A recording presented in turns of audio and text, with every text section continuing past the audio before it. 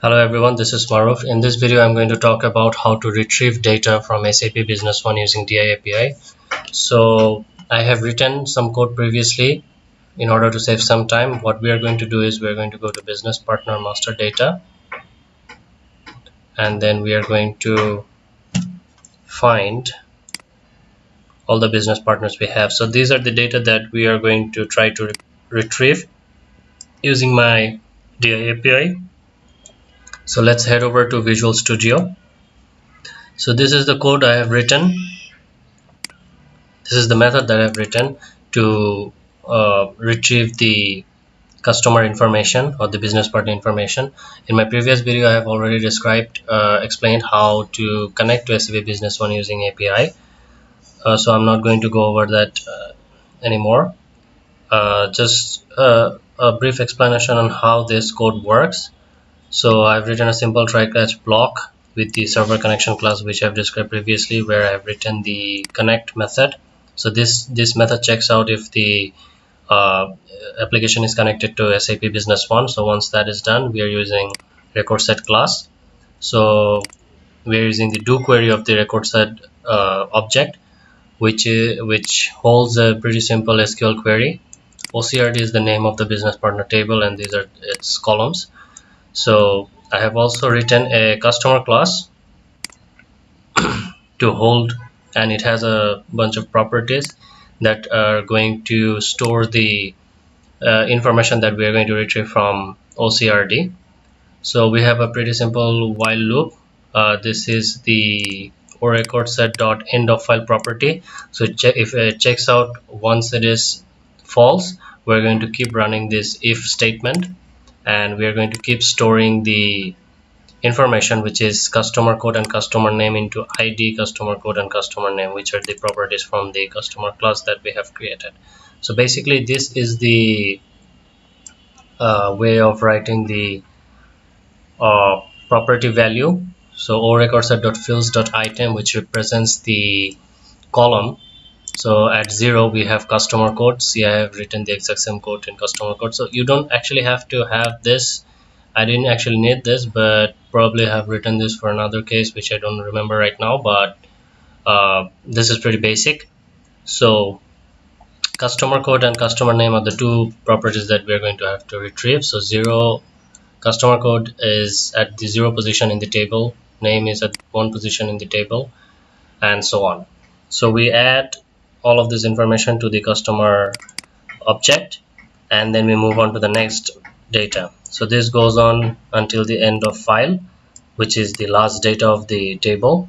So once that is done, we have a Retrieval variable, which also checks if we have all the data. So once we have all the data, all the return value is equal to 0, which means we have successfully returned all the values.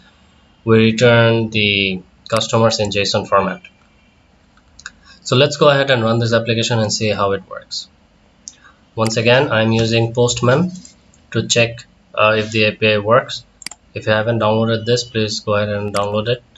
We are going to use the same URL that we have used in my previous video on DIAPI connection to SAP Business One, and we are just going to change the name of the method, which is get customers. Yep.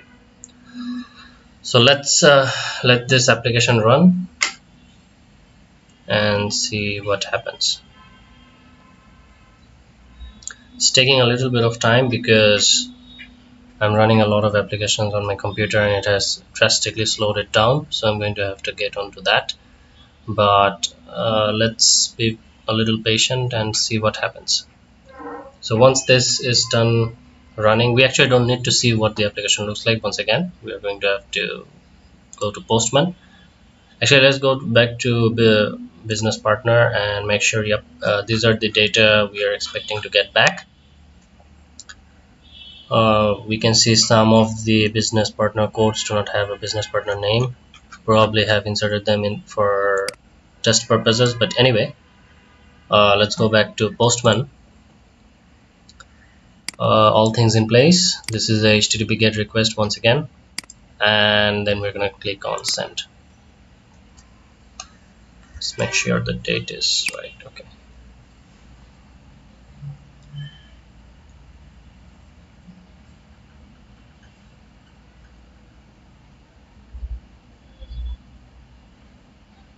Actually, I'm going to pause the video, and once this is done loading, I'm going to resume. So there we go. We have the data from business partner, master data from SAP Business One. Looks like we have all the data. So to make sure, let's take a few data that let's see if we have them in business partner. So L1002. Let's go back and type here L1002 Warner Richard. Yep. So we have that, and we have this codes as well with no business partner. I'm sure we have those as well. There you go. There is no customer name for this customer codes. So that's how you retrieve data using a DIAPI. Once again, we are using ASP.NET application for this demonstration purposes. You can use any other IDE, any other programming languages for this as well. If you're new to my channel, please subscribe to my channel. If you have liked this video, please give it a thumbs up and comment down below if there's anything else you want to see next. Until then, thank you.